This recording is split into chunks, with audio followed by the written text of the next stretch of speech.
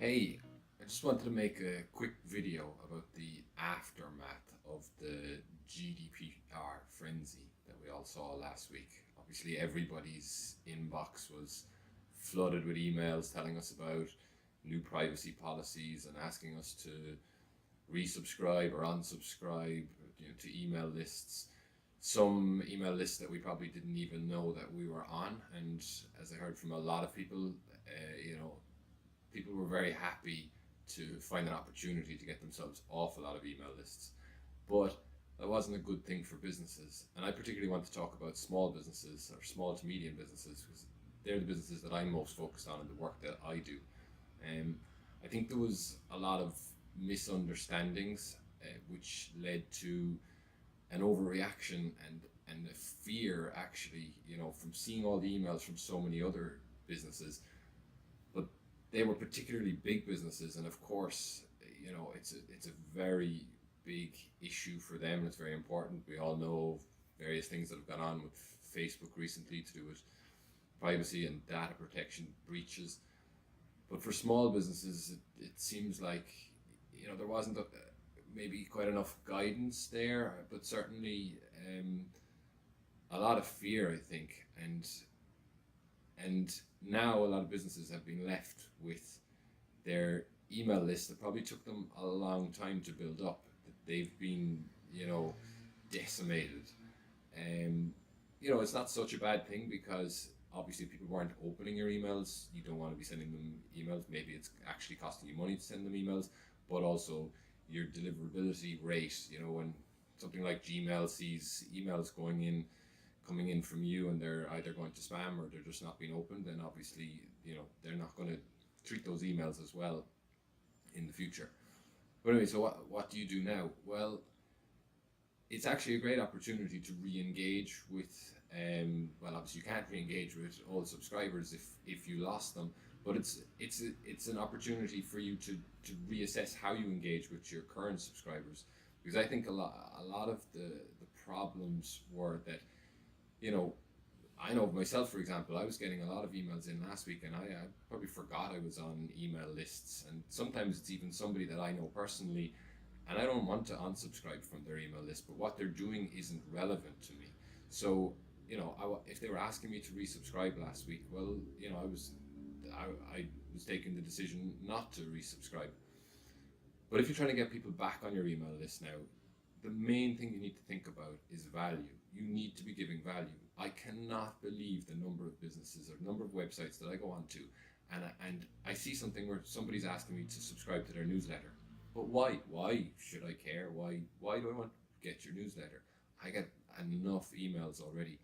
But if you're giving me value, if you tell me why, it's going to be good for me to be on, receiving your regular emails.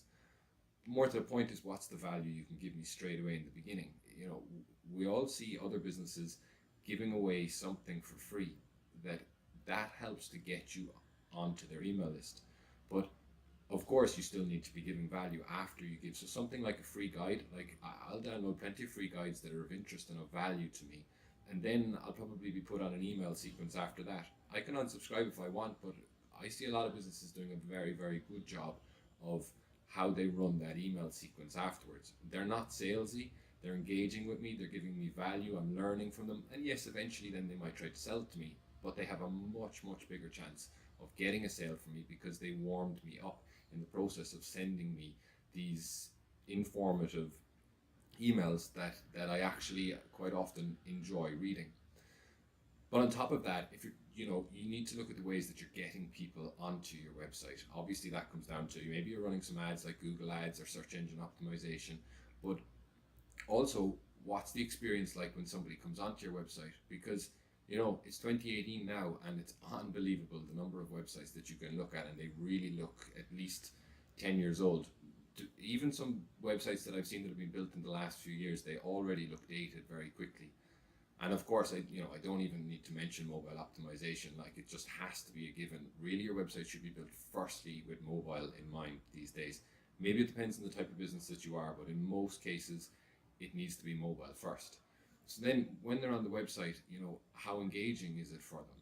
And how, is your website secure? That, like, when they come on, are they getting any sort of warning messages? Because that's a big thing in the browsers now. And then the speed, because particularly if somebody clicks on a link, for example, from Facebook, and your website is taking a while to load. I mean, if somebody's browsing on Facebook, they're really more interested in going quickly through their feed and seeing what's of interest to them. So if your website is taking a long time to load, then they're just going to click the back button and they're never going to even see your website. And one of the final things I would say is that if you don't already have the Facebook pixel installed on your website, then you really need to install it. If you don't know what it is, then look it up. It doesn't cost anything.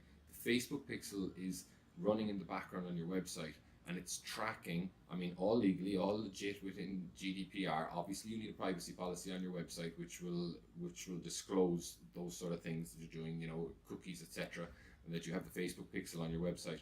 But even if you don't intend to run ads at the moment on Facebook, at least if you're tracking who's visiting your website, it goes without saying you should have Google Analytics on your website as well. But with the Facebook pixel, what it's actually doing, for those of you that don't understand, is that it's matching the people with the Facebook account that they're currently logged into on the device that they're using. So for example, if they're on their phone, they're logged into Facebook on their phone, and they're browsing your website, Facebook can actually know and store that information. Obviously, they're not going to disclose to you who exactly this person is, but if you decide to show an ad in the future to people that visited your website, let's say in the last 30 days, 60 days, 90 days, whatever it might be, even specifically which pages they visited, so you know how interested they were.